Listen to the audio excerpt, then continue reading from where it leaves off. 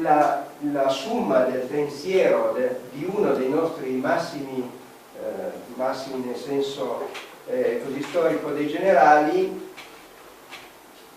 Mandiamo una mitragliatrice, una capacità di uccidere, di fermare un tot di soldati. Noi facciamo il calcolo, ne mandiamo di più perché tanto ne abbiamo, e qualcuno riuscirà a spegnere il bottone della mitragliatrice.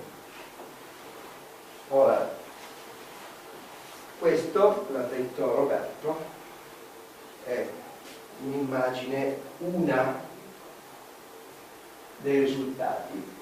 Chiaramente il nostro Alessandro queste cose le ha capite molto chiaramente, per cui nel settembre 1916 trova un modo per ritornare all'ospedale militare principale di Torino. Esce in licenza, trova una bici, diciamo che la prende in prestito, e vuole tornare a Fenestrelle. Sfortuna vuole che lo beccano subito e il pretore di Fenestrelle gli dà 5 mesi di reclusione e 500 lire di multa, che non erano una bazzecola. Il 31 maggio del 17 torna sulle montagne.